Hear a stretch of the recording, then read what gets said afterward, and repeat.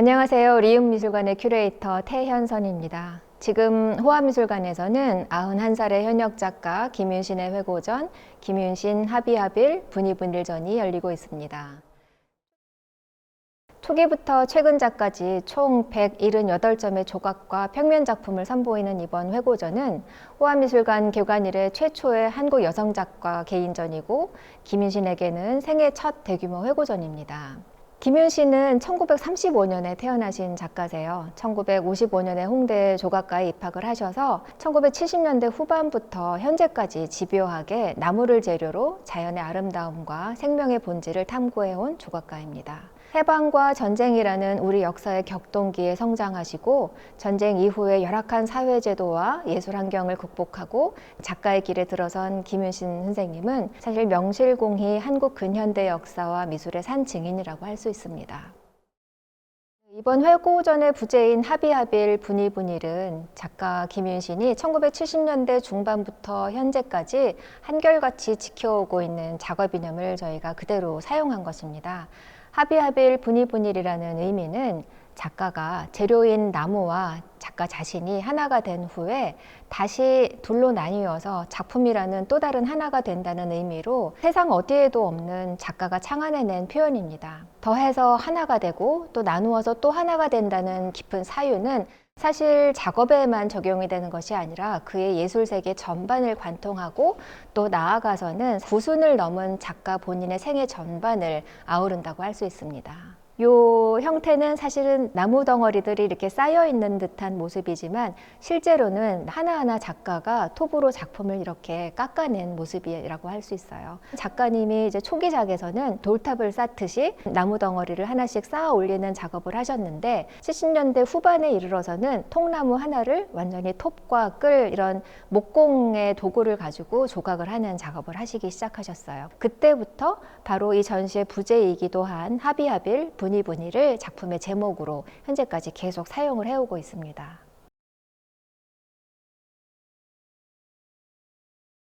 1955년도에 작가님이 이제 홍대 조각과에 입학을 하셨는데 더 큰 무대에서 조각을 배우고자 파리로 유학을 하게 됩니다. 조각과에 입학을 해서 한 1년이 되지도 않았을 때 지도 교수님이 작고를 하셨어요. 같이 공부를 하고 있던 후배 화가인 성란이 선생님의 제안으로 석판화를 전공으로 바꾸게 됩니다. 그래서 69년에 유학을 마칠 때까지 정말 수백 점의 판화를 제작을 하셨어요.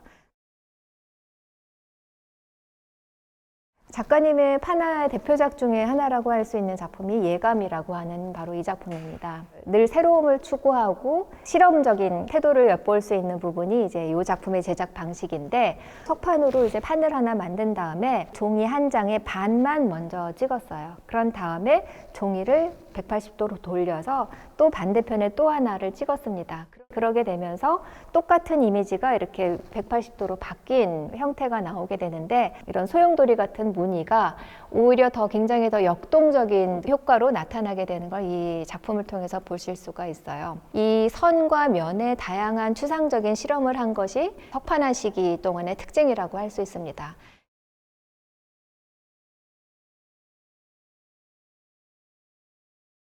김윤신이 석판화를 전공하고 한국으로 돌아왔지만 1960년대 후반과 70년대 초의 한국은 사실상 판화의 불모지였습니다. 그때쯤에 이제 석판화도 조각도 하시기 어려운 여건에서 김윤신이 찾은 아주 흥미로운 돌파구가 하나 있는데 지금 보시는 바와 같은 캔버스 작품입니다. 작가님의 새로운 평면 작업은 판화를 제작할 때 사용하던 그런 도구들을 이제 안료를 찍어서 찍기 기법으로 만들어낸 이제 평면 작품입니다. 이런 작은 작품이지만 굉장히 다양한 기법적인 실험을 했던 것을 이 작품을 통해서 이제 살펴볼 수가 있습니다. 1970년대 초에 김윤신은 다시 조각을 열심히 제작을 하기 시작하는데 또 조각뿐만이 아니라 지금 보시는 그림과 같이 역동적인 도형 모티브를 이용한 기하학적인 추상회화를 많이 시도를 했습니다. 제목이 지향적 염원이라고 하는 작품 시리즈인데요. 보시는 것처럼 삼각형을 수직으로 쌓아 올린 작품입니다. 각도랑 방향이 약간씩 조금 다르게 세심하게 조율이 되어 있는데 이렇게 삼각형이 중첩된 화면으로 작가는 이 작품을 통해서 역동성과 안정감을 같이 부여를 하고 있습니다.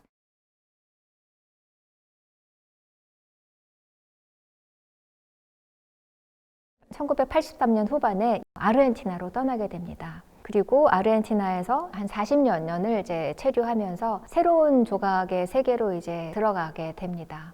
아르헨티나는 길거리에 번개 맞아 쓰러졌거나 베어버렸거나 하는 가로수들이 그냥 버려져 있었다고 해요. 그 나무들을 끌고 와서 이제 작업을 하기 시작을 했다는데, 한국에서 사용하던 나무들에 비해서 굉장히 굵고 단단하고 무거운 나무들이어서 이거를 한국에서처럼 일반적인 톱과 끌로 작업을 할 수 없었습니다. 그래서 작가가 한 선택은 도구상에 가서 전기톱을 샀습니다. 그래서 전기톱을 가지고 그때부터 버려진 나무들을 끌고 와서 조각을 하기 시작을 하셨어요. 그렇게 해서 처음으로 만든 조각이 바로 이 작품이고, 작품을 보시는 관람객들은 나무 껍질이 먼저 눈에 들어올 텐데 길거리에 버려져 있던 가로수였기 때문에 껍질이 저렇게 부풀어져 있고 거칠고 이런 표면을 보여주고 있는데, 작가님의 조각의 특징이 나무가 가지고 있는 어떤 형태와 작가 자신이 이제 나무에 부여한 형태가 같이 공존을 하는 것이 이 작가님의 조각의 중요한 특징 중에 하나입니다.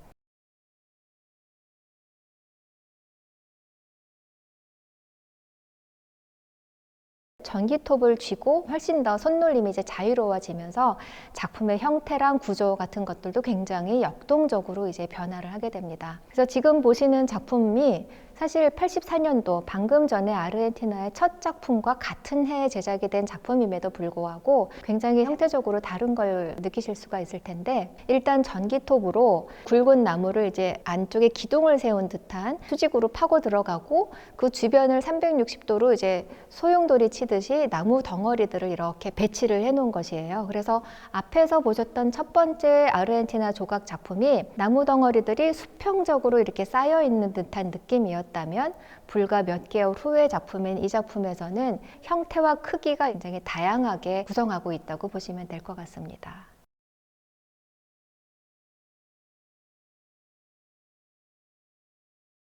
이번 김유신 회고전의 전시 연출은 약간 조각 산책로처럼 꾸몄습니다. 초기 조각부터 최근 작까지를 쭉 한꺼번에 펼쳐놓으면서 가벽이 없이 모든 풍경이 하나로 펼쳐지게 이제 전시를 연출을 했는데, 조각과 선생님의 평면 작품이 같이 교차하면서 볼 수 있게 이렇게 전시를 했어요. 선생님의 조각에는 또 회화적인 요소가 있고 선생님의 회화 속에서 또 조각의 특징을 간추려낼 수 있기 때문에 조각과 회화들이 같이 이제 한눈에 보일 수 있도록 이렇게 전시를 꾸몄습니다.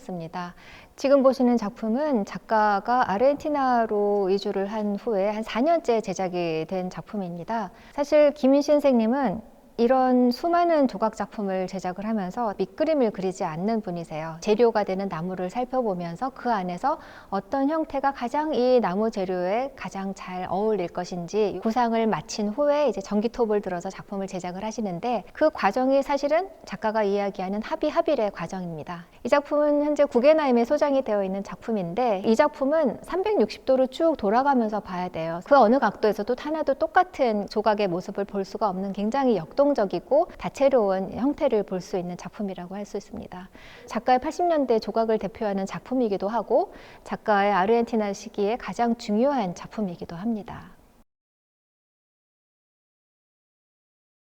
김유신의 1970년대와 80년대 조각의 특징은 지금까지 보신 것처럼 굉장히 강력한 수직적인 형태입니다. 근데 1990년대 들어서 김윤신 선생님이 새로운 형태를 이제 조각에 부여를 하기 시작했는데, 지금 보시는 것처럼 T자형 구조입니다. 목재를 수직과 수평으로 맞물리게 해서 만든 작품인데, 이런 조립 방식은 사실 김윤신이 한옥 건축에서 착안을 한 방식입니다. 특히 90년대 중반에 이 작품처럼 많이 등장하는 형태가 팔을 벌리고 있는 듯한 T자형 구조인데, 축복을 내리는 듯한 이제 기독교 도상하고도 관계가 있습니다. 또 한 가지는 이제 한복에서 소매 끝자락이 약간 이제 위로 솟은 듯한 이런 곡선의 아름다움을 작가는 굉장히 좋아했다고 합니다. 그래서 그런 형태적인 특징을 영감을 받아서 이 작품을 제작을 한 것이라고 합니다.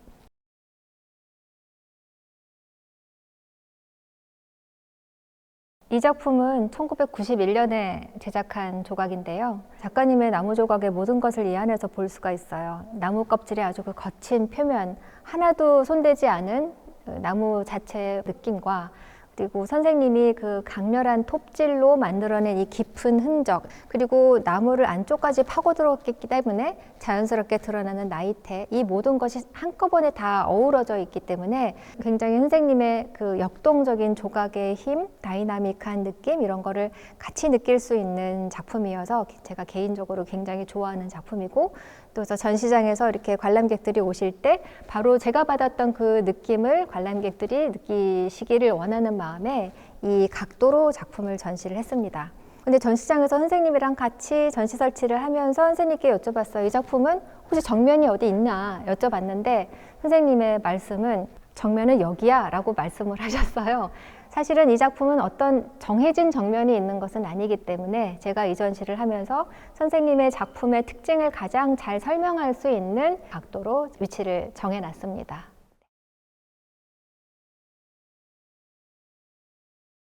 김유신 작가님이 회화 작품이 굉장히 차지하고 있는 그 수가 많은데, 이 작품은 이제 98년도 작품 2점인데 전기톱을 들고 틈을 낸 것 같은 이런 그 행위가 캔버스를 통해서 이루어진 것 같은 느낌입니다.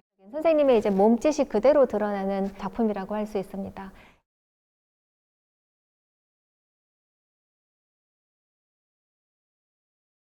이 작품에서 눈여겨볼 것은 이렇게 톱날의 자국의 흔적이 굉장히 더 적극적으로 사용이 되고 있다는 것입니다.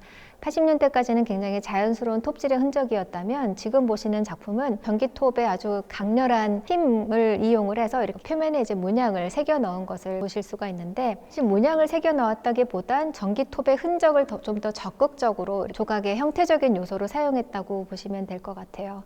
그리고 이런 특징이 지금 뒷벽에 걸려 있는 작품처럼 이제 회화에서도 계속 반복돼서 나타나고 있는 걸 볼 수가 있고, 90년대부터 해서 이후까지는 조각과 회화가 사실 거의 맞물려 가면서 이제 계속 전개가 된다고 말씀드릴 수 있습니다.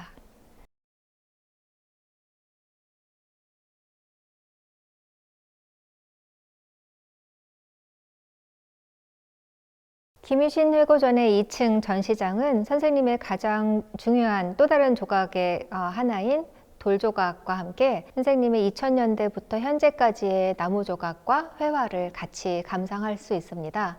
특히 제가 지금 있는 곳은 선생님의 중요한 작품들을 이제 12점을 전시를 하고 있는데, 선생님께서 1989년과 2001년 2번에 걸쳐서 각각 멕시코와 그다음에 브라질의 채석장에 한 수개월 동안을 체류하면서 보시는 바와 같은 돌조각들을 제작을 했는데, 남미가 또 중요한 그런 대리석의 주산지이기도 해서 멕시코로 날아가게 됩니다. 나무 조각은 아무리 다양한 모양으로 작품을 제작을 한다 하더라도 색은 사실 한 가지예요. 뭐 껍질부터 나무 자체 이제 속살의 색깔도 조금씩 다르기는 하지만 결국은 나무 한 가지의 색상인데, 돌은 지금 보시는 바와 같이 돌의 종류에 따라서 굉장히 다채로운 색깔과 문양을 가지고 있습니다. 그래서 이 돌조각을 하면서 작가님 스스로 색을 경험을 하시게 된 것이고, 결과적으로 나타난 돌의 쪼개지는 모양이라든지 이제 각진 모양새, 이런 것들이 작가님의 그 이후 나무 조각에도 좀 영향을 미쳐서 아래층에서 보셨던 90년대 나무 조각들의 표면을 보면 굉장히 적극적으로 표면에 전기톱으로 흔적을 낸 것을 보실 수 있는데, 그게 바로 돌조각을 이제 체험을 하시면서 표면에 이제 이런 나무 조각의 표정의 어떤 그런 효과를 내기 시작한 것도 조형적인 특성이라고 할 수가 있습니다. 제가 지금 있는 이 방은 선생님의 60대 후반부터 70대까지 제작된 조각들과 회화가 같이 전시가 되어 있습니다. 2000년대 초반부터 선생님의 조각 작품에 중요한 변화가 이제 나타나는데, 여기 보시는 작품처럼 채색과 문양이 나무 조각에 등장을 하기 시작을 합니다. 여기에는 중요한 계기가 있는데, 2000년대 초반에 지인을 통해서 아르헨티나에서 거주하고 있는 남미 원주민 마푸체라는 이름의 원주민 부족의 풍습을 작가님이 접하시게 됐어요. 이제 우리를 흔히 알고 있는 이제 아메리칸 인디언들의 가장 전형적인 특징인데, 아주 기하학적인 문양이 이제 가득한 뭐 옷이든 생활 도구를 사용한다든지 얼굴부터 몸까지 문양을 그린다든지 하는 그런 바디 페인팅의 풍습인데 작가님이 그걸 보시고 영감을 얻으신 거예요. 앞에서 보이는 문양 중에서 특이한 걸 설명드리자면 이제 삼각골이 이렇게 전형적으로 나오는 문양 중에 하나인데 아래층에서 초기 회화 설명드릴 때 지향적 염원이라고 삼각골이 수직으로 이제 구성되어 있는 회화를 잠깐 설명드린 적이 있는데 그것이 다시 조각에서 나타나고 있는 모습이고요. 또 하나는 이제 여기 있는 조각들의 공통적으로 나타나는 W 모양이기도 하고 지그재그 같아 보이기도 하는 이런 그 각진 기하적인 형태는 김윤신 선생님의 서명인 한자 윤자를 획을 풀어 써서 실험적으로 사용을 하신 거세요. 작가님의 큰 서명이라고도 보실 수가 있어요. 2000년대 초반부터 김윤신 선생님의 회화와 조각이 서로 조응하듯이 전개가 되는데 그런 특징을 또 보여주는 것이 바로 이 뒤쪽에 보이는 작품입니다. 저 작품은 영원의 노래라고 하는 작가님의 이제 회화 시리즈 중에 하나인데 중요한 도상은 이제 가운데 그 나무 같은 이제 수직의 기둥이 있고 그 주변으로 마치 단풍처럼 나뭇잎들이 이렇게 펼쳐져 있는데 마치 산 같아 보이기도 하고 뭐 파동 같아 보이기도 하는데 그 문양이 이 조각에서 반복되고 있는 것을 보실 수가 있어요. 지금 여러분 보고 계시는 전시장은 이번 회고전의 제일 마지막 전시장입니다. 보시는 것처럼 하나의 큰 전시장에 조각과 선생님의 최근 회화를 같이 전시하고 있는데 가장 특징적인 부분을 꼽자면 이렇게 중앙에 쭉 도열해 있는 조각들이에요. 흔히 비유를 런웨이라고 이야기를 하는데 2010년대부터 2020년대까지의 조각들을 일렬로 저희가 전시를 했습니다. 쭉 전시되어 있는 작품들 중에 중간에 유독 눈에 띄는 작품들이 있을 텐데 아주 알록달록 그 색깔이 화려한 조각들입니다. 특징이 아주 확연하게 드러나는 것이 있는데 바로 이전에 보았던 작품들이 어떤 형태가 됐든 간에 나무 자체의 어떤 형태와 껍질의 느낌이 그대로 보여지는 반면에 이 작품들은 나무의 느낌이 전혀 나지 않죠. 이 작품의 재료는 원목이 아니라 주변에서 혹은 본인이 사용하다가 남은 그 폐목들을 모아서 조립을 해서 만든 작품들이에요. 그렇게 폐목들을 모아서 잘라서 붙인 다음에 채색을 하거나 문양을 그려 넣은 작품들인데 이게 2020년부터 제작이 된 작품들입니다. 갑자기 이런 작품으로 스타일이 확 바뀌게 된 이유가 뭘까요? 그 중요한 계기는 바로 코로나였습니다.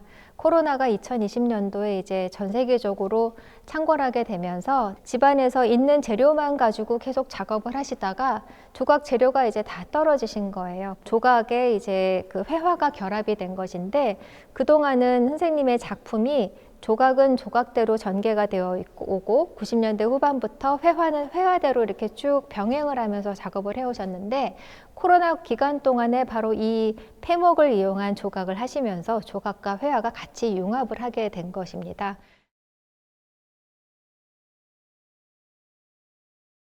지금 보여드리는 작품은 김윤신 회고전 전시장의 가장 마지막에 전시가 되어 있습니다. 방금 보셨던 조각의 런웨이를 보시고 오면 제일 끝에 전시가 되어 있는데 2013년도에 선생님께서 제작하신 작품이에요. 작품의 제목은 마찬가지로 하비하빌 분이분일 모든 조각 작품의 제목이 똑같습니다. 선생님께서 이제 지인들과 함께 안데스 산맥을 여행을 가셨다가 처음으로 그 남미의 웅장한 자연을 이제 직접 그 풍경을 목격하시게 된 거예요. 깊이 감명을 받아서 돌아오셔서 제작을 한 작품인데 선생님 90년대부터 이제 많이 사용을 하셨던 T자형 구조를 사용을 했는데 다른 T자형 작품들보다 더 가로로 이제 훨씬 더 뻗어진 팔을 뻗은 듯한 이런 형태를 취해서 웅장한 산맥의 느낌을 이제 작품으로 표현을 했습니다. 말씀드렸던 대로 이 작품의 제작 연도는 2013년이지만 이 전시장에서는 제일 마지막에 작품을 설치했어요. 그 이유는 이 작품이 선생님의 지금 현재 진행 중인 작업으로 이제 연결이 되기 때문인데 요새 선생님이 정진하고 계신 작업은 회화 조각이라고 해서 금속으로 캐스팅한 조각에 채색을 하는, 그림을 그려내는 작업을 하고 계십니다. 바로 그 작품 중에 대표작을 이 전시장을 나가셔서 호암미술관의 2층 테라스에 보면 노래하는 나무라는 금속 조각으로 전시를 하고 있습니다.